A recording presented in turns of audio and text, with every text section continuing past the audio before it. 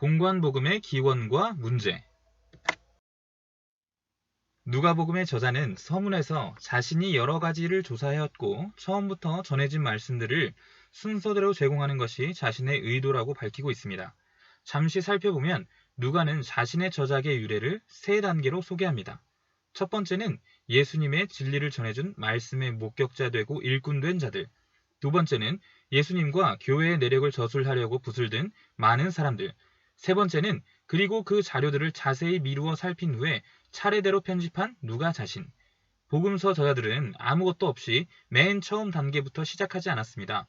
누가의 서문이 드러내고 있는 것처럼 그들에게는 이른바 구전 자료도 있었을 것입니다. 따라서 우리는 복음서의 기원과 상호 관계의 문제에 관하여 살펴볼 때 먼저 대체로 목격자들과 일꾼된 자들이 예수님에 관한 사실들을 구전으로 전해준 첫 단계를 살펴보고 그 다음에 성문화된 자료들이 생겨나 중요한 위치를 차지하게 된 둘째 단계를 살펴보도록 하겠습니다. 사실 그리스도인 중에는 간혹 복음서 저자들을 하나님의 서기관으로 여긴 사람들이 있어 왔습니다. 복음서는 단지 하늘의 사자가 쓰도록 불러주는 말을 받아 적는 단순한 과정을 거쳐 작성되었다고 믿는 것이지요. 이를 기계적 영감설이라고 하는데 이는 인간적 특성이나 능력의 구애됨 없이 받아쓰게 하는 것은 하나님이 인간을 대하시는 방법에 모순된다는 것과 각 복음서의 차이점에 대해서 설명할 수가 없다고 여겨져 받아들여지고 있지 않습니다. 하지만 복음서의 기자와 하나님과의 밀접한 교제를 통하여 기록되었다고 말하는 유기적 영감설은 받아들여지고 있습니다. 구전설은 구전을 토대로 각 기자들이 독립적으로 복음서를 기록했다는 이론입니다. 독립적으로 기록했지만 어떠한 고정된 형태의 구전에 의존했기 때문에 서로 유사점과 차이점을 보인다는 것입니다.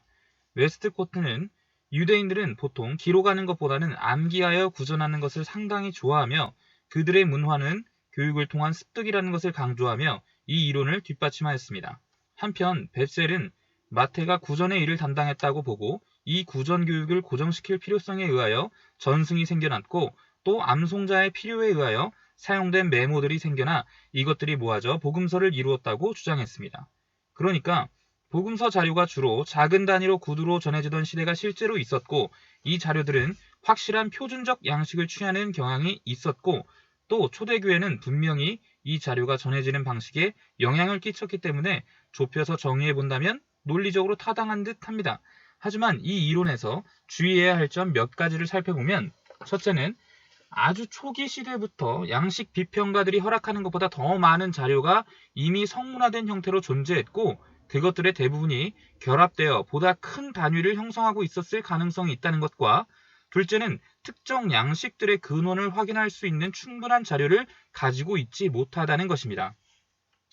앞에서 말한 구전 단계에는 예수님의 생애와 가르침에 관한 성문화된 전승들이 일부 포함되었을 수도 있습니다. 어떤 사도들은 사역 중에 예수님의 활동과 가르침에 주목했을 것이며 부활 후에 그들 및 다른 목격자들이 그 과정을 촉진했을 수도 있습니다. 세월이 흐름에 따라 초기에 성문화된 단편들이 구전의 증언과 결합하여 보다 긴 성문화된 자료들을 이루었고 마침내 정경적 복음서들이 형성되었다고 추측할 수 있을 것입니다. 이 단계는 자료 비평이라고도 불리는데 복음서 기자들은 복음서를 편집할 때 어떤 성문화된 자료들을 사용했는가에 대한 질문을 던지며 이에 대한 이론들은 다음과 같습니다. 일문서설, 원복음설이라고도 합니다. 1771년 독일의 작가이면서 문학비평가인 레싱은 만일 각각의 공관복음들이 히브리어나 아람어로 기록된 하나의 원복음서를 사용하였다면 공관복음서들의 관계를 설명할 수 있을 것이라고 주장했습니다. 원시적인 형태의 기록된 복음서가 있었을 것이라는 이론인데 새 복음서가 이것을 기준으로 쓰여졌으며 사건의 순서 및 배열 그리고 어휘나 표현의 유사성에 대해서 인정이 됩니다.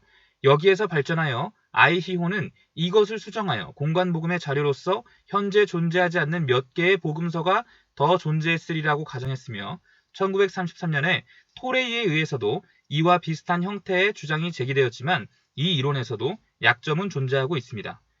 바로 이것인데 누가와 마태에는 기록되어 있으면서 마가에는 기록되지 않은 것, 마태에만 있는 것, 누가에만 있는 자료에 대해서는 아무런 설명을 못한다는 것입니다. 최초 문서설입니다.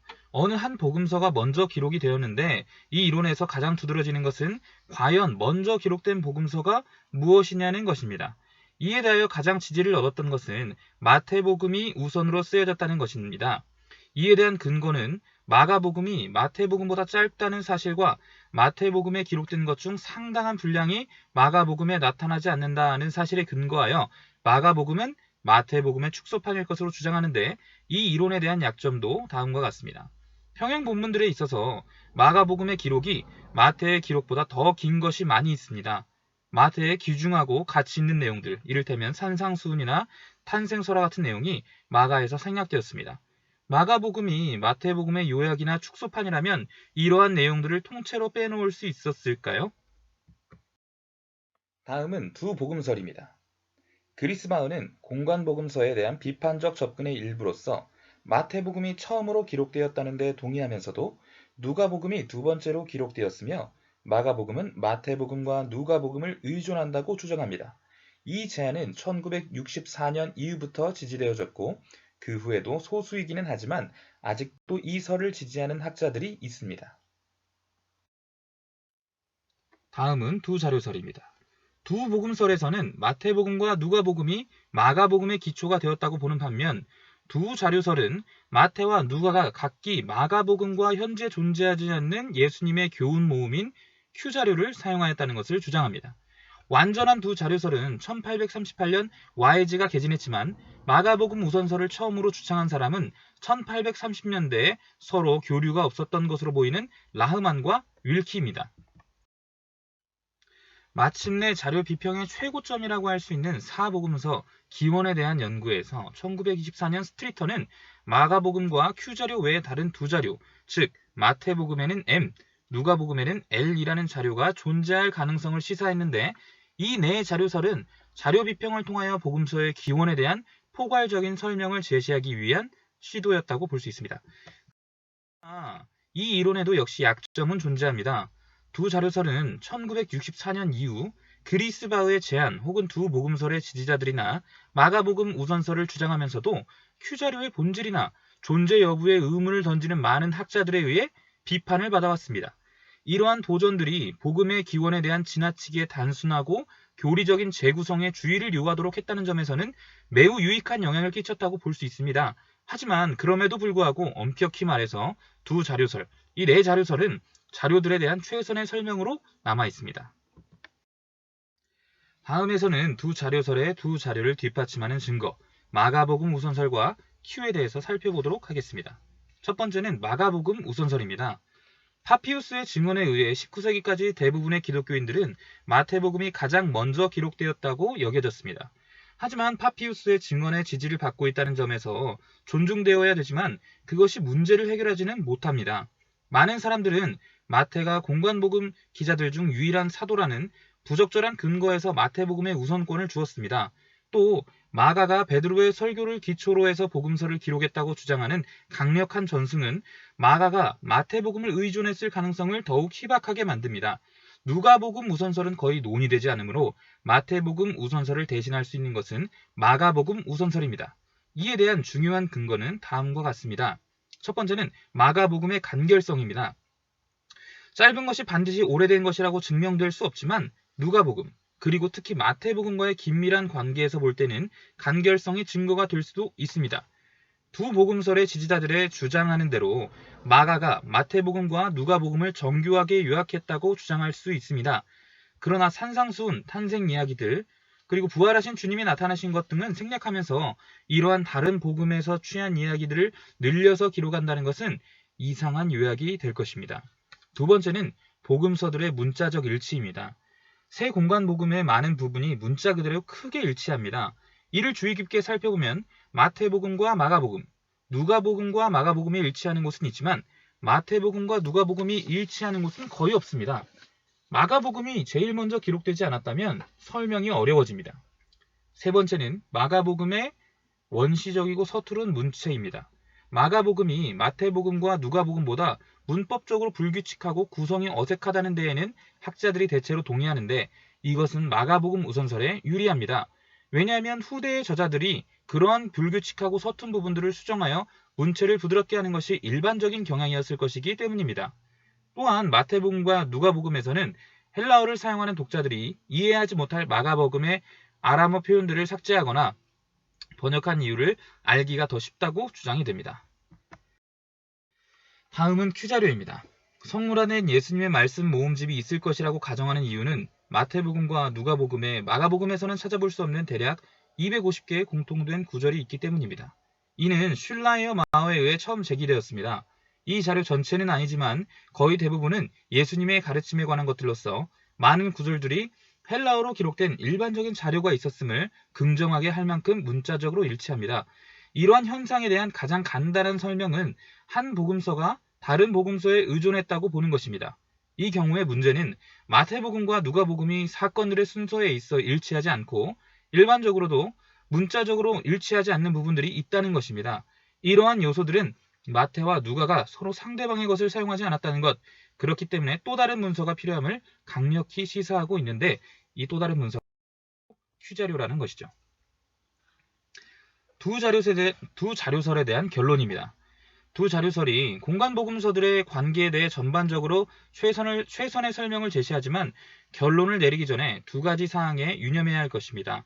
첫째, 복음서가 존재하게 된 과정은 매우 복잡하기 때문에 아무리 정교한 자료 비평설도 그 상황에 대한 완전한 설명을 제시할 수 없다는 것입니다. 실제로 일부 자료 비평가들은 수집과 편집 과정들은 우리가 고대 세계에 대해 알고 있는 것과는 아주 다르다고 가정합니다. 우리는 이러한 복잡성, 그리고 두 자료설이 만족스러운 설명을 제시하지 못하고 있다는 사실을 인정하고 두 자료설을 하나의 완성된 결론으로 보기보다는 작업 이론으로 취급해야 합니다. 특히 중요한 것은 특정한 사건에서는 두 자료설의 기초를 둔 설명이 맞지 않을 수도 있다는 가능성을 수용해야 할 필요성이 있다는 것입니다. 그러므로 특정 본문에 있어서 마태복음이 마가복음보다 우선일 수도 있고 누가가 마가복음이 아닌 다른 특별한 목격자의 증언을 따랐을 수도 있으며 마태가 큐자료가 아닌 자신의 메모나 기억에 의존했을 수도 있다고 결론을 내릴 수 있습니다. 오늘날 대부분의 그리스도인들은 예수의 이야기에 대한 어느 정도의 지식은 가지고 있지만 그들이 아는 것은 보통 하나의 합성물, 즉 디아테사론식의 이야기라고 볼 수 있습니다. 사실상 우리에게 있어서 마태가 말하기를 원했던 예수의 이야기라든지 마가가 말하기를 원했던 예수의 이야기 또는 누가나 요한이 말하기를 원했던 예수의 이야기를 식별하기란 쉬운 일이 아닐 것입니다. 이제 복음서가 기록된 일을 근원부터 자세히 미루어 살펴보았으니 신약기론 수업을 통해 학우들과 함께 각 복음서의 저자가 말하고자 했던 독특한 메시지를 공부하며 고민해보고 싶습니다. 감사합니다.